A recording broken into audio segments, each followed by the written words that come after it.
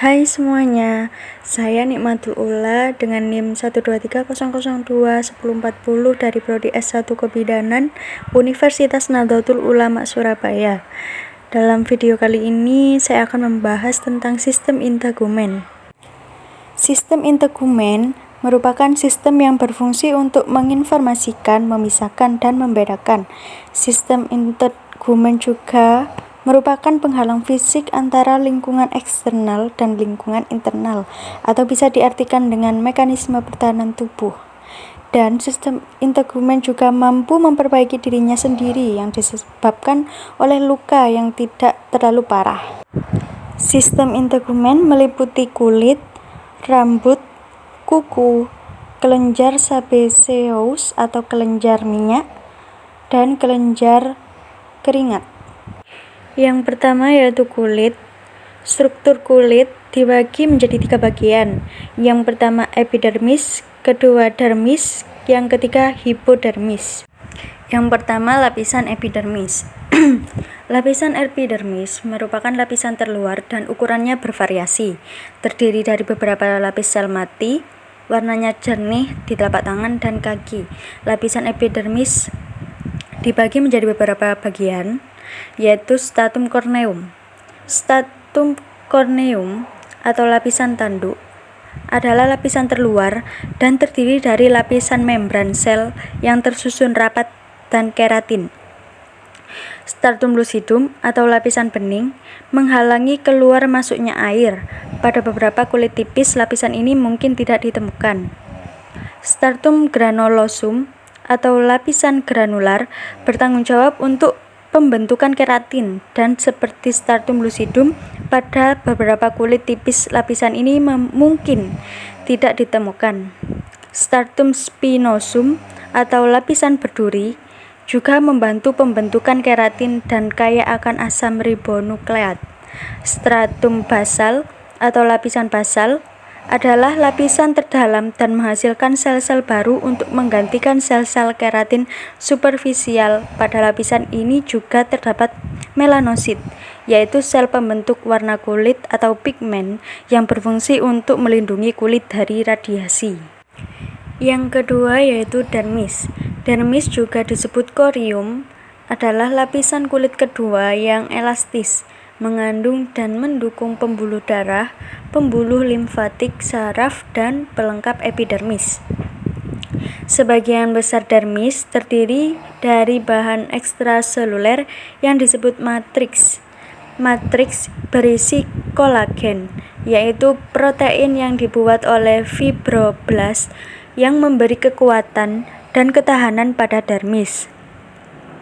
Serat elastis yang mengikat kolagen dan membuat kulit fleksibel.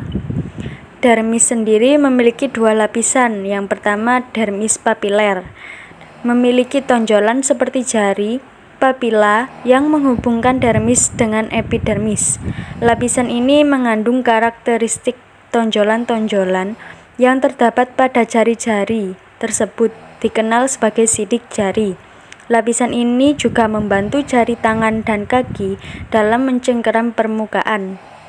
Yang kedua, dermis retikuler, menutupi lapisan jaringan subkutan, terbuat dari serat kolagen dan memberikan kekuatan, struktur, dan elastisitas pada kulit. Lanjut, hipodermis.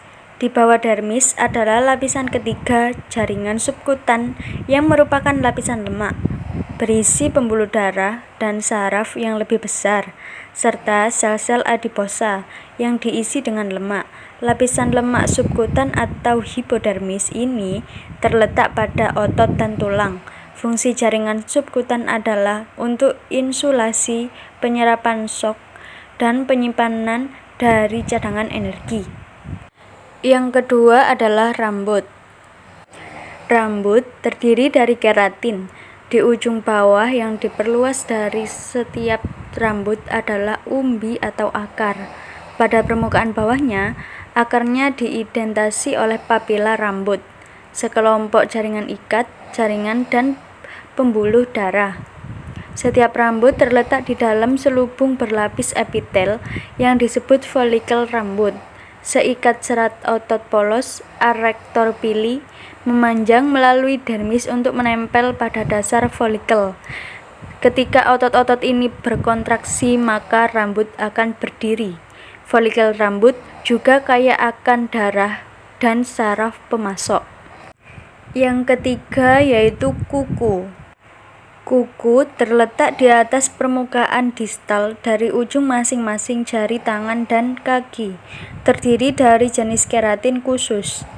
Lempeng kuku dikelilingi di 3 sisi oleh lipatan kuku atau kutikula. Terletak di dasar kuku. Dibentuk oleh kuku matriks, bagian distal dari matriks yang pucat berbentuk bulan sabit disebut lunula. Yang keempat, kelenjar sebaceous atau kelenjar minyak. Kelenjar sebaceous adalah bagian dari folikel rambut dan terdapat pada semua bagian kulit kecuali telapak tangan dan telapak kaki. Biasanya paling sering ditemukan di kulit kepala, wajah, tubuh bagian atas, dan alat kelamin. Kelenjar sebacea menghasilkan sebum, campuran keratin, lemak, dan sisa-sisa selulosa.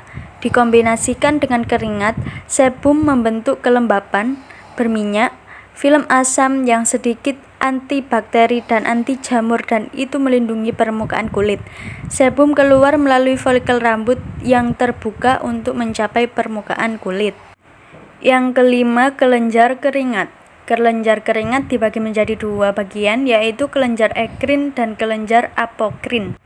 Yang pertama, kelenjar ekrin. Kelenjar ekrin tersebar luas di seluruh tubuh dan menghasilkan cairan encer yang tidak berbau dengan konsentrasi natrium yang sama dengan plasma. Di telapak tangan dan telapak kaki mengeluarkan cairan terutama sebagai respon terhadap stres emosional. 3 juta kelenjar ekrin merespon terutama terhadap stres termal, mengatur suhu secara efektif. Kelenjar ekrin terdapat di mana-mana kecuali pada bibir dan kelenjar penis. Yang kedua, kelenjar apokin. Kelenjar apokrin terletak terutama di ketiak dan daerah anogenital atau selakangan.